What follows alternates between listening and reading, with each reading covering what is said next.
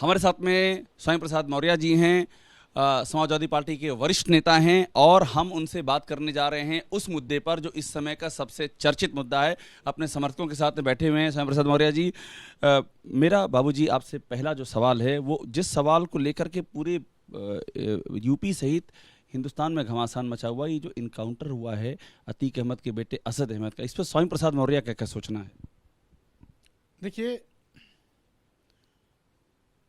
अपराधियों के खिलाफ कड़ी से कड़ी कानूनी कार्रवाई होनी चाहिए, ये मानते हैं आप? स्वाभाविक रूप से, लेकिन कानून और न्यायपालिका के माध्यम से। शरेआम गोलियों से भून देना ये कानून नहीं है और सही मायने में ऐसा करने वाले लोग न्यायपालिका में शायद विश्वास भी नहीं करते हैं। आप क्या कहना है कि ये फेक एनकाउंटर है? कुल मिलाकर के अपराधियों को सजा दिलाने का काम न्यायपालिका के माध्यम से होना चाहिए, कानूनी कार्रवाई के माध्यम से होना चाहिए। काउंटर हो, सही हो या फेक हो, बहस का विषय ये नहीं है। बहस का विषय ये है कि कानून न्यायपालिका इसीलिए है जिससे कि वो दोषी को दोषी मानकर सजा दे और निर्दोष को न्याय दे। बाबूजी, जो एसटीएफ का कहना है कि उन्होंने अटैक किया, हमला किया, अपने बचाव में एसटीएफ ने गोली मारी और उसके बाद वो मारे गए। वो तो जब भी इनकाउंटर होता है कमोवेश कहानी यही होती है, लेकिन ये सोचने की बात है कि सैकड़ों एसटीएफ के जवानों के सामने एक दो अपराधी की हैसियत नहीं है कि वो गोली चला दे।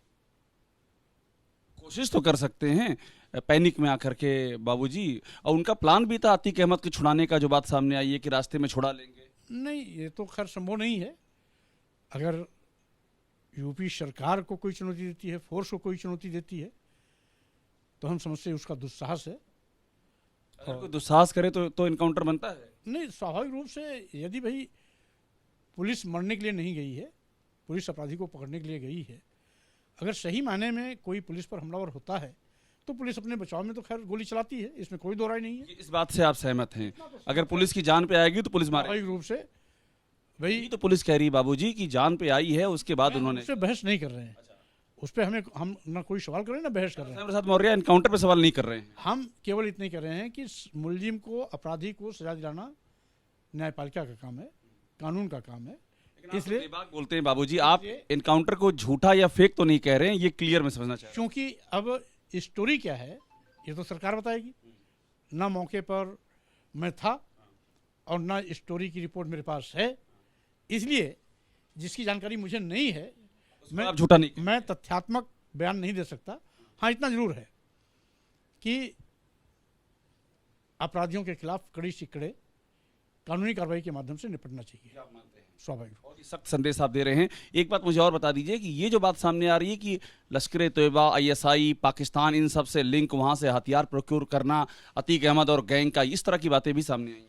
देखिए, ये कानून का काम है और सही बात यह है, हम इसको कानून का फेल्योरनेस समझते हैं कि उमेश पाल जैसी जघन्य हत्या हो जाने के बाद 3 महीने तक सरकार हवा में तीर चलाती रही और जब पूरे प्रदेश में सरकार की किरकिरी होने लगी तब ये इनकाउंटर की स्टोरी सामने आई।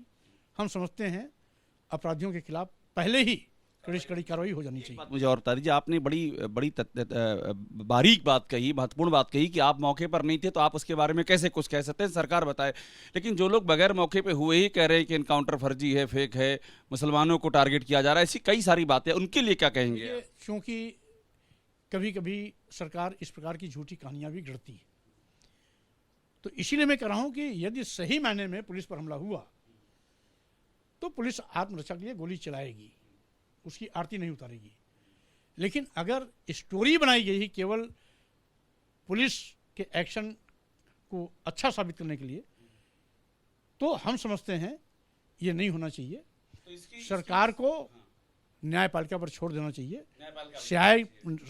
अपराधी को कानून के माध्यम से न्यायालय को दे देना चाहिए और अंतिम निर्णय न्यायपालिका को करने देना चाहिए। सवाल आपसे, मजिस्ट्रेट इंक्वायरी होती है, आपको इतना अनुभव है बाबूजी, आप जानते हैं ऐसे किसी घटना की मजिस्ट्रेट इंक्वायरी के ऑर्डर हो गए हैं, आप उस इंक्वायरी से आप मतलब वो जो आउटकम आएगा इंक्वायरी का आउटकम, उसका इंतजार करेंगे कुछ कहने से पहले? ऐसे मामलों में मजिस्ट्रेट इंक्वायरी का कोई मतलब नहीं होता। अगर इंक्वायरी होनी ही है तो माननीय उच्च न्यायालय के किसी जज के माध्यम से होनी चाहिए, अगर आप लगा रहे हैं सेवानिवृत्त जज के माध्यम से जांच। अगर इंक्वायरी होनी है तो नहीं, हमारे कहने का मतलब मजिस्ट्रेट तो वही करेगा जो पुलिस ने किया है, तो मजिस्ट्रेट उससे बाहर नहीं जा सकता। लेकिन ऐसे मामलों में जहां गंभीर मामले हों, जहां पर कोई भी पुलिस की कार्रवाई संदेह और शंका के घेरे में हो, तो ऐसे मामलों पर जांच जरूरी भी होती है। और जांच का मतलब पारदर्शी हो, इसके लिए आवश्यक है कि किसी उच्च न्यायालय के सेवानिवृत्त जज के माध्यम से इसकी जांच होनी चाहिए। लेकिन अंतिम सवाल आपसे, आप इनकाउंटर पर कोई सवाल तो नहीं खड़ा कर रहे हैं आज की तारीख में जब मैं आपसे बात कर रहा हूं? क्योंकि मैंने आपको पहले ही स्पष्ट कर दिया कि इनकाउंटर फेक भी होता है और इनकाउंटर कभी कभी प्रैक्टिकल सही भी होता है। जब कभी कभी परिस्थितियां ऐसी होती हैं कि अपराधी पुलिस पर फायर झोंकता है, कभी इनकाउंटर जरूरी भी हो जाता है, तो ऐसी हालत में पुलिस अपने बचाव में स्वाभाविक रूप से उस पर भी गोली चलाएगी। ऐसे में घटना हो सकती है।